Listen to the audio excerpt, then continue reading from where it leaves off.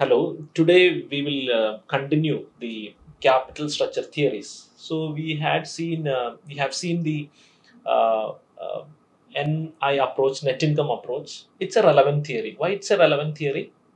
It's a relevant theory because when you change the capital structure, it will have impact on overall cost of capital and value of the firm. That is why it's a relevant theory. So now we are going to see another argument under capital structure theories, that is called net operating income approach. What do you mean by net operating income approach, or what is the basic argument under this approach? The basic argument under this approach, when you change the capital structure, it won't affect the value of the firm and overall cost of capital. So capital structure is not influenced on value or overall cost of capital. How this happens, or what are the arguments made under this theory to prove this particular, you know, arguments? Okay, so let us see. This theory is just opposite to NI approach. This theory is just opposite to NI approach. Why it is opposite to NI approach? Because the arguments are different. NI approach says when you change capital structure, it has influence, it has the capacity to influence the value of the firm. But in case of NI approach, no, it won't change the value of the firm if you change the capital structure. That is why we normally say NI approach and NOI approach are two different theories, and it's opposite of one theory. As per NOI approach, the capital structure decision is irrelevant and the degree of financial leverage does not affect the weighted average cost of capital and value of the firm. Okay. Net operating income approach assumptions. We will see the assumptions for this theory. There are no corporate tax. For both theories, corporate tax doesn't exist. Cost of debt remains constant or at all levels. So cost of debt also same. Overall cost of capital remain constant. That also will not change. So that is that is an outcome of this theory. Value of the firm depends on expected net operating income and overall capitalization rate. So here, first of all, we'll calculate value and then we deduct value of debt. So we derive value of equity, or the other way around. That means the cost of equity is dynamic in this case. Cost of equity will change in accordance with the level of debt. Why? That we will see why that argument exists. Net operating income of the firm is not affected by degree of leverage, already discussed. The operating risk or business risk does not change with the change in debt equity mix. That means the operating ability or the operating profit margin won't change if you change the capital structure. Weighted average cost of capital does not change with the change in financial leverage. So here, weighted average cost of capital is constant. KD is also constant. KD means cost of debt is constant, and KE change. KE will change in accordance with the change in level of debt. So that's a main argument under this theory. So look at the formulas under this theory. How to calculate value of the firm? Value of the firm is equal to EBIT divided by overall cost of capital, or we will say weighted average cost of capital. The same formula which uses in net income approach also. EBIT, what do you mean by EBIT? That we know. KO, overall cost of capital. Market value of equity is equal to value of firm minus value of debt. So you will get market value of equity. So that is why we focus more into KE, or cost of equity, or value of equity, because it change. Cost of equity will change. So basically, this theory argues in that way. How? When you change the capital structure and when you increase debt in capital structure, what happens? The risk perception of investors will change and they demand more return. So KE also increases. So when KE increases, even though KD is lesser than KE, because of the nature of KE, overall cost of capital remains constant and doesn't have any impact on value of the firm. That's the argument under this theory. I'll repeat. When you change the debt and capital structure, what happens? The investors of that company expect more return. So that means KE increases. When KE increases, even KD remains same, KO also remains same because the advantage of KD offset by increase in KE. That will happen in net operating income approach. Okay. Then value of the firm, we know the same formula. We use V is equal to S plus B, or if you want to calculate S, then the same, that mathematical formula. So if V is equal to S plus B, then S is equal to V minus B. That we know. Okay, so value of the V means value of the firm, B means value of debt. All those things we have seen in net income approach. So these variables we have seen in net income approach. We know what is WACC, weighted average cost of capital, or KO. We know what is KD, cost of debt. We know what is KE, cost of equity. And we know what is EBIT, earnings before interest and tax. Those things we have seen in NI approach also. These are fundamentals. Okay. So look at the graphical representation of net operating income approach.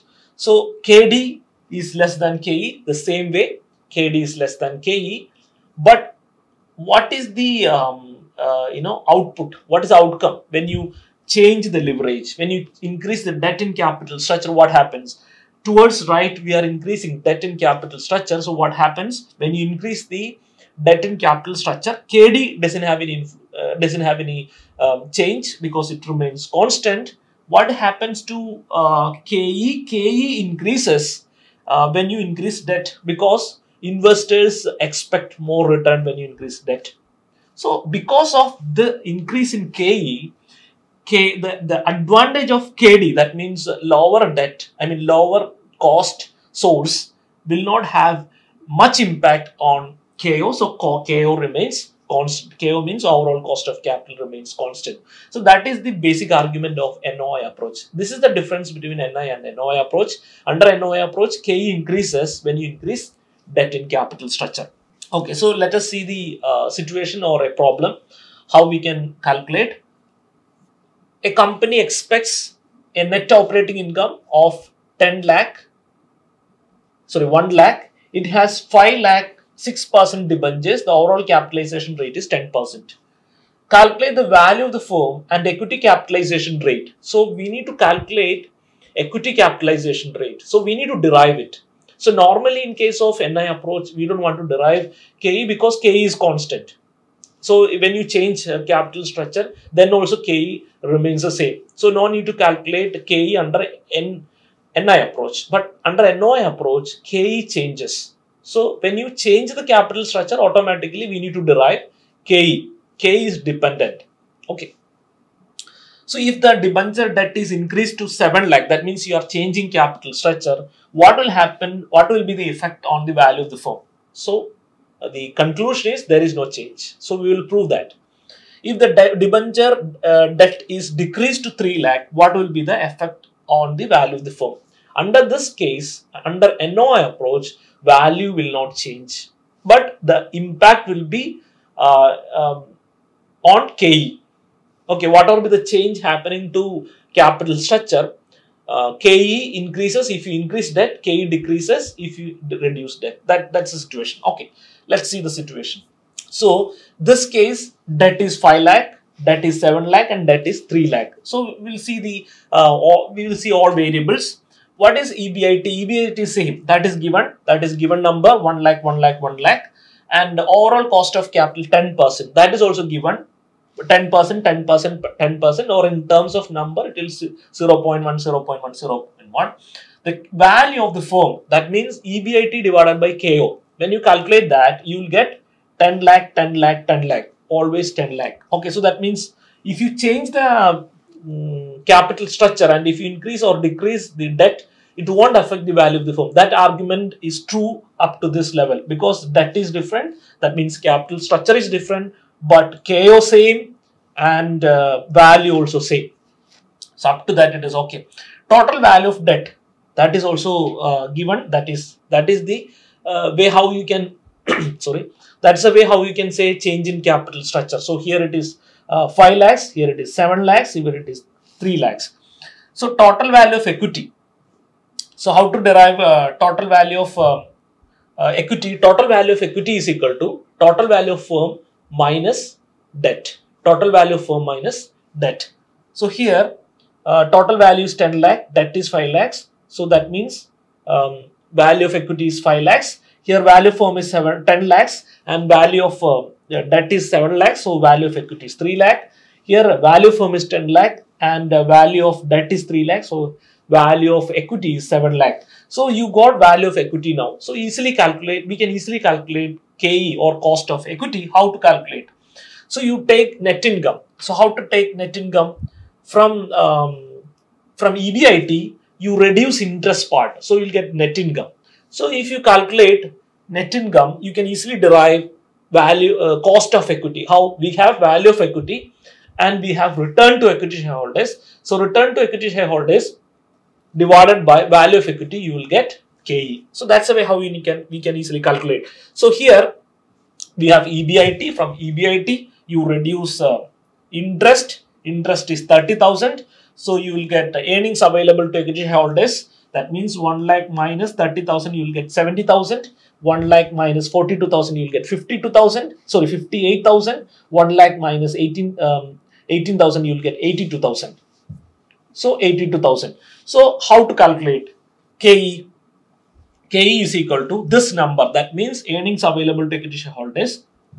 Earnings available to equity shareholders divided by value of equity. Value of equity is how much? In this case, value of equity is 5 lakhs. So this divided by this one. That means earnings available to equity shareholders divided by value of equity, you will get 14%. Earnings available to equity shareholders divided by value of equity, you will get 19%. Earnings available to equity shareholders divided by value of equity, you will get 11.7%. So what does it mean? Here, when you use 5 lakhs, 14%. When you use 7 lakhs, that means more debt KE increases. True. Correct? From 14% to 19.33%. And when you reduce debt, that means 11.7%. That means the debt level is lower than 5 lakhs. That means compare KE, KE is lowest here. So when you use less amount of debt, KE will be lower level. When you increase debt in proportionate to that debt level, KE also increases. This phenomenon exists because when you increase debt in capital structure, the investors, equity shareholders expect more return. That's the main facts of this theory. So, so what is the ideal capital structure? As per NOI approach, the cost of debt, market value of firm and market value of firm remains constant irrespective of change in the financial leverage, and the benefit of low cost of debt is offset by increase in rate of return to equity shareholders. Therefore, the overall cost of capital remains the same at all level of debt. Hence, the capital structure is optimum at all levels. So, because we can't say this is the optimum level, because whatever be the level of debt doesn't have any influence on value of the firm and weighted average cost of capital. So that's a main aspect of this theory. If you change the capital structure, it won't affect value of the firm and it won't affect overall cost of capital. The basic reason is if you increase the debt, the return expected by equity shareholders increases. So advantage of lower cost of debt will not be reflected. Okay, that's a main point. Thank you.